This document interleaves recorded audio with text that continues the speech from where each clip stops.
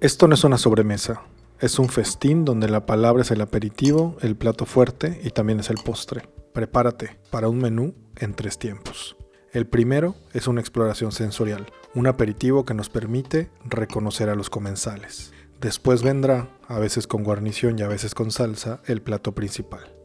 La palabra del comensal.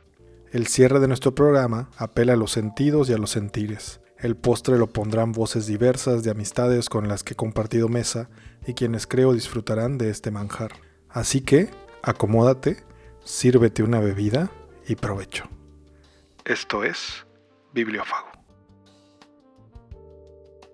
Hola, soy Rulo ZK y esto es Bibliófago. Hablar de la masculinidad es un tema que incomoda. A unos por la estructura rígida y a otros por un supuesto exceso de flexibilidad.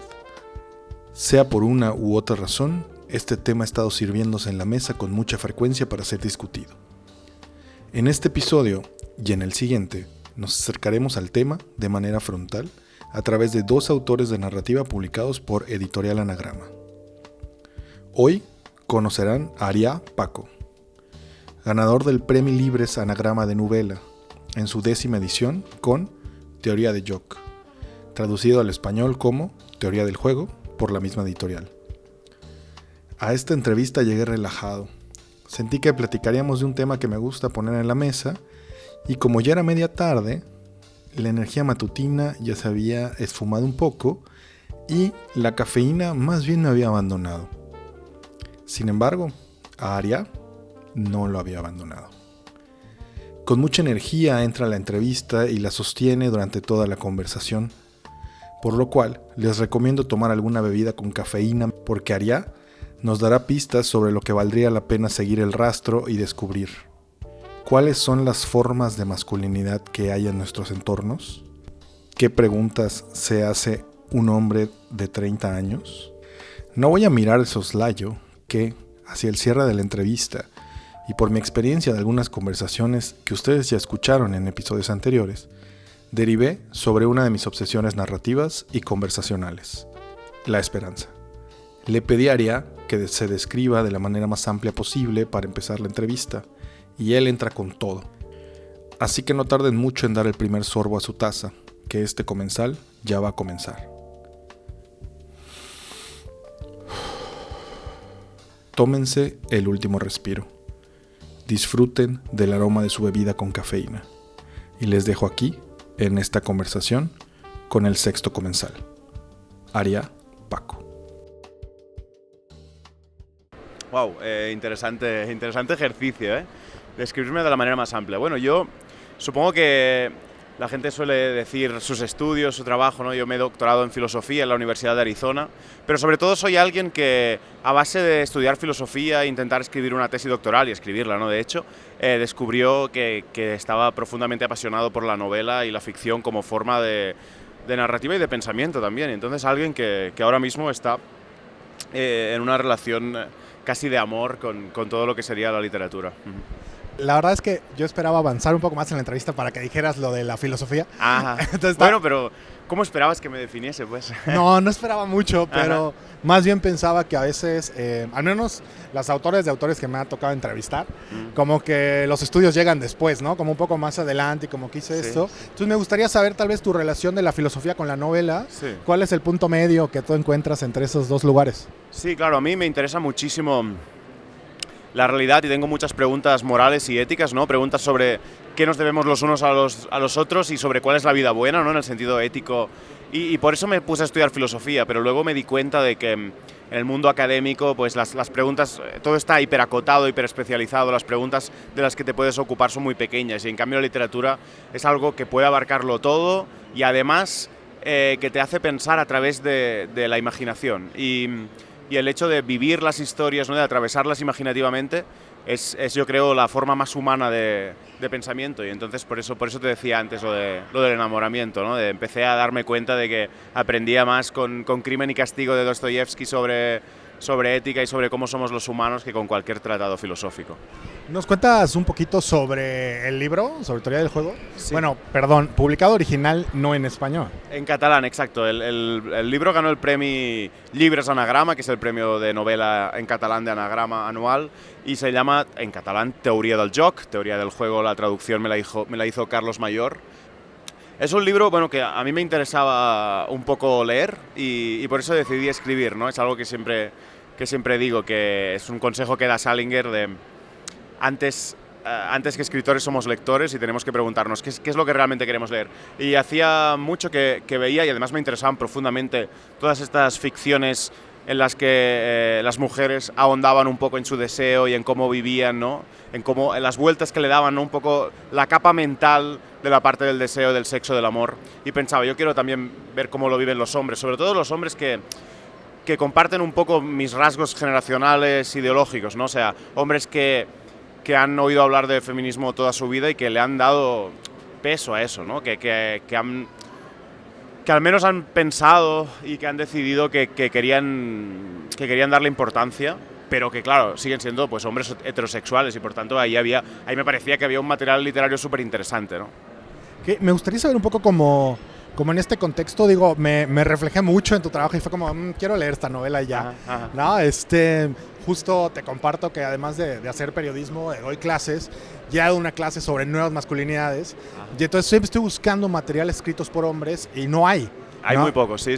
Y entonces me gustaría saber como un poco cómo te acercas tú en esta idea de que no hay muchos materiales y quieres escribir algo de ello, ¿no? Sí. ¿Qué referencias tienes y cómo construyes algo que sea tal vez un punto ético para ti? Claro, por suerte tenemos nuestra inmensa, digamos, vida interior para sacar, ¿no? De allí y mis amigos y sus experiencias y mis conocidos y sus experiencias, pero es cierto que sí, que me puse a buscar y había un poco esa sensación de que los hombres llevaban unos cuantos años de perfil con el tema, haciendo ver como que no iba con ellos el deseo, el sexo, un poco como no saben cómo abordarlo, y yo pienso, si no está claro cuáles son las normas, cómo ha de abordarse esto, seguro que significa que hay que escribir sobre ello, ¿no? Cuando un mundo acaba y otro mundo termina, en esa brecha siempre hay buenísima literatura. Y bueno, tu pregunta es más, ¿cómo lo he construido? Pues sí, yo lo que he intentado es hacer un personaje. Al final la gracia de la novela es que tienes que pensar mucho en un personaje y en cómo él vive las cosas, y a partir de él pues he intentado seguirlo. La novela lo sigue en toda su experiencia sexual, afectiva, etcétera, desde que es un niño, desde que tiene 10 años y de golpe empieza a desear y se siente culpa. Esa culpa me interesaba, esa culpa que tiene de generacional, que tiene de eterna, la culpa por de hecho, no por de golpe sentir que necesitas algo, que quieres algo de las mujeres, ¿no? Y entonces le salen pelos en el culo y piensa, esto es un castigo divino por pensar estas guarradas, ¿no? Quería seguirlo desde el principio porque pensaba que es como un aprendizaje del lenguaje casi, ¿no? Como vas aprendiendo del sexo y del amor. Pensaba mucho en el concepto del deseo, que lo usas como de manera recurrente también en las entrevistas que leí que habías hecho, y me gustaría saber cómo lo defines. Creo que de repente hay palabras que damos por sentado, ¿no? Que más o menos entendemos, sí. Pero ¿cómo construyes tú ese concepto de deseo? Sí, la comparación entre el deseo y el amor es algo en lo que pienso mucho, porque creo que el deseo es una fuerza de insatisfacción, ¿no? Es un principio de cambio que siempre te está llevando hacia el futuro y que te mueve, precisamente por eso, y que es importante, pero también es muy traidor, ¿no? Porque hay esa cosa de que cuando un deseo es satisfecho, de golpe muere y aparece otro y es distinto, ¿no? Entonces me interesaba un poco reflectir este carácter casi errático del deseo en comparación con el amor, que es en el fondo lo que más me interesa y es a lo que estoy yendo, ¿no? Lo hago a través del sexo, lo hago a través del deseo, pero me interesa el amor, que creo que es una fuerza, es un principio de realidad, es algo que te hace mucho más aceptar lo que hay y abrazarlo en vez de estar profundamente o constantemente insatisfecho. Este contraste me interesa. Oye, también cuéntame de la culpa, ¿no? Como que de repente, y pensando mucho, justo trabajando con hombres, está siempre presente, los hombres que se cuestionan, que nos cuestionamos cosas, aparece la culpa siempre, ¿no? Y a mí en las conversaciones suelo de repente como mirar si esa culpa viene además de una moral muy judeocristiana, y me gustaría saber cómo piensas tú, cómo entiendes tú la culpa y cómo se relaciona el personaje. Una de las cosas que me gustaba de que Ernest evolucionara a lo largo de los años es que yo creo que su culpa también cambia y que al principio sí que es esa culpa judeocristiana básica de, nos han dicho, ¿no?, que el sexo es algo que hay que esconder, que es tabú, ¿no?, que si nuestros padres lo hacen siempre habrá sido a escondidas como quien delinque, ¿no? Esa primera culpa sí. Pero luego hay otra, ¿no? Luego creo que hay otra que creo que es más interesante y más generacional, y es cuando aprendes como un poco, absorbes del lenguaje moral de tu mundo, de tu ambiente, absorbes esa idea de que estás bajo sospecha, ¿no? De que el deseo, podríamos decir que el deseo de los hombres tiene algo de repugnante socialmente, está bajo sospecha. De entrada, ¿no? Es esa idea de sex negativity, lo dicen en inglés, yo no he encontrado todavía cómo traducirlo ni al catalán, ni al español, esa idea de que todo lo sexual de entrada es algo negativo hasta que se demuestre lo contrario, ¿no? Yo creo que esto alimenta la culpa. Hay muchísimos canales de culpa, yo creo, que confluyen en Ernest, y por eso me gustaba como personaje, porque también al final su culpa, como digo, al final la novela va hacia el amor, ¿no? Quiere ser una novela de amor, es lo que quiere. Y al final la culpa de Ernest tiene más que ver con darse cuenta que él no sabe amar tan bien o querer tan bien como lo quieren o como lo aman. Estas dos palabras en catalán es estimar, y no hay esta distinción, y entonces me cuesta lo de amar, querer, pero bueno, ya espero que se entienda, sí. Está bueno también como en la traducción tener esas complicaciones, ¿no? Sí, sí. Oye, me gustaría como también preguntarte hablar de estos temas como si la relación con el público es compleja, o sea, ¿qué público te lee y qué comentarios has recibido? Muy buena pregunta. Sí. Poco que se publicó, pero ¿qué comentarios has recibido con el público? Sí, se publicó en marzo y estamos en diciembre, Cierto. Es decir... No, pero hace poco, sí, hace 8 meses, tienes razón. Y ha sido muy interesante porque Ernest es un personaje, al final he acabado aceptando, porque claro, hay como muchas lecturas, ¿no? Pero una cosa que parece bastante común es que, aunque a la gente le guste bastante la novela, dicen que Ernest es un personaje irritante. Y este carácter irritante creo que obedece a cosas distintas. Una de ellas es que es un neurótico, que le da muchísimas vueltas a las cosas, que todo el rato, ¿no?, es ese tipo de hombre que a mí me interesaba que fuese así para la novela, claro, que antes de dar un paso se cuestiona 1000 cosas, ¿no? Que no se lanza, que está en el sexo pensando en mil otros problemas o en 1000 inseguridades, tal. Eso es un poco irritante. También creo que al final se lee que sea irritante en el sentido de, bueno, la manera como juega a esto del feminismo, ¿no?, el juego de la seducción. A mí me interesaba que, como todos somos un poco... Bueno, estamos jugando a seducir, ¿no? Y puede parecer que Ernest a veces se pinta como mejor feminista de lo que es, ¿no? Y esto creo que es algo que realmente pasa en nuestro mundo, y en parte quería reflejarlo en este personaje, pero esto también irrita. No sé, esto ha pasado, y también ha habido muchos hombres que me han escrito diciendo que se han sentido representados y que lo buscaban y que lo necesitaban. Y he de decir... aquí ya casi como una sesión de terapia, ¿no? Pero que realmente ahora lo pienso y digo, ostras, ¿cuántos hombres me han dicho esto? Por ejemplo, este verano iba a alguna fiesta mayor, algún concierto en Barcelona, en Cataluña, y me paraba un desconocido y me decía, Aria, Paco, tu libro me ha gustado, me he sentido identificado, tal. Eres un poco injusto tú, o sea, yo, al recordar menos esto que la persona que te ha dicho que Ernest es irritante, ¿no? Porque en realidad es mucho más valioso que los hombres me han dicho esto, e incluso muchas mujeres se hayan sentido identificadas también con Ernest, con cosas. Que quisiera, como para ir redondeando la conversación, que me cuentes también esta mirada de las mujeres, ¿no? Pienso mucho... estoy viniendo de algunas conversaciones hoy y pensaba mucho que la mirada feminista tan presente en la actualidad hace que ciertos temas puedan sentirse más como espinosos. Entonces me gustaría saber también qué te dicen las mujeres, no solo respecto al personaje, sino también respecto a la obra y a ti como persona que escribió esa obra, ¿no? Que también está atravesado. Sí, hay un poco de variación, porque por un lado están unas mujeres que yo creo que esperaban un poco, no diré un manual, porque tampoco quiero exagerar, ¿no? Pero pero dicen, ostras, quería las nuevas masculinidades y en este libro solo hay un hombre que intenta hacer cosas mejor, pero no ha cambiado tanto, ¿no? Y en parte este es el trabajo, yo creo, de la novela, que es mostrar la realidad un poco, ¿no? Y hasta qué punto las ilusiones han llegado y hasta qué punto han empezado a fracasar. Y es cierto que no es la nueva masculinidad, receta, Ernest, ¿no? Entonces a veces hay esta decepción, pero creo que tiene más que ver con las expectativas que se pueden poner en un libro de, hostia, por fin sabré cómo le digo a mi novio que sea, ¿no? Pues no va a servir para eso, ¿no?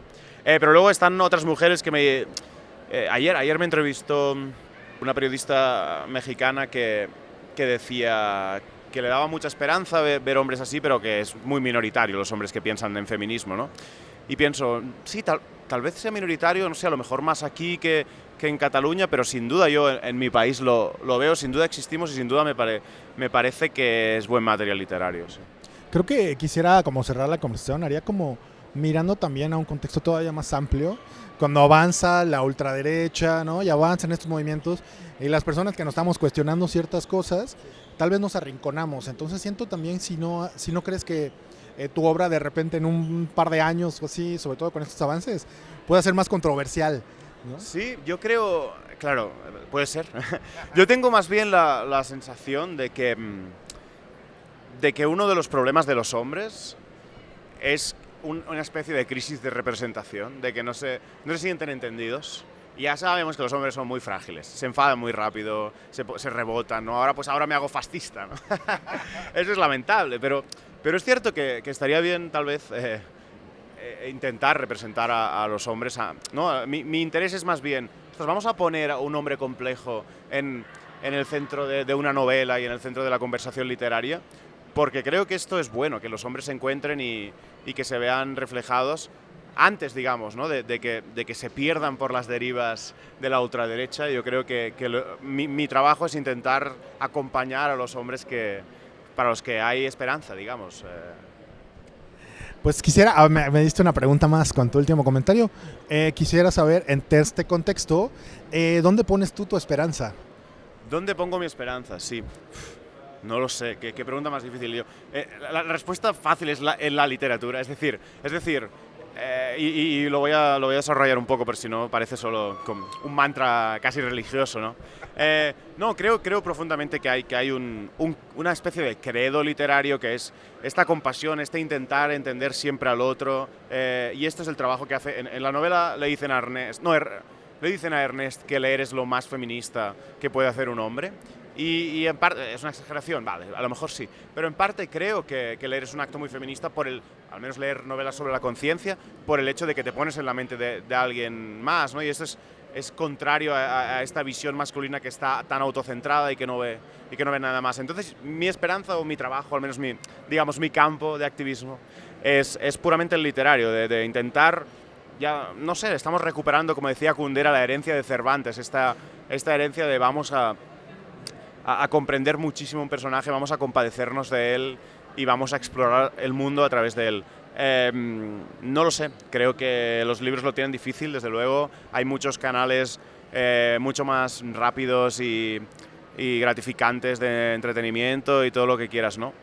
Pero yo creo que la gente quiere recuperar su propia cabeza y que por eso van a los libros, ¿no? Estamos aquí en la FIL y esto está reventado de personas, es una locura, hay muchísima fascinación por los libros, así que esto da esperanza.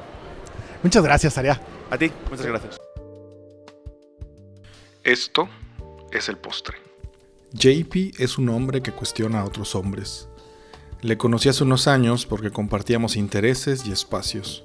Él está terminando de estudiar su licenciatura de psicología en la universidad donde yo soy docente desde hace casi 5 años.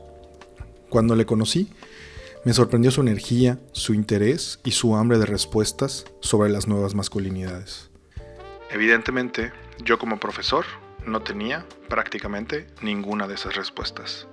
Pero seguimos conversando y encontrándonos en mesas panel, en círculos de hombres, en eventos y también en las aulas. JP es un hombre que gusta de cuestionar a otros hombres, y aunque no se nota por su pausada lectura, lo hace con mucho énfasis en muchos contextos. JP me ayuda a recordar que nunca estamos realmente solos en nuestras reflexiones más íntimas. Siempre hay alguien más, conversando conmigo o escribiendo un libro como el de Haría Paco. Ojalá disfruten la lectura y se dejen llevar por el deseo de asomarse a esta ventana literaria titulada Teoría del Juego.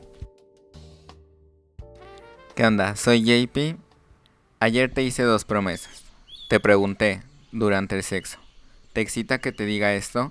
Me dijiste que te excitaba muchísimo. Después nos quedamos tumbados mirando el techo y me parece que tú sentías lo mismo que yo. Vergüenza. Por lo que habías dicho, por lo que me habías dejado decir, o por asentir, o por follar con alguien a quien le nace eso de adentro.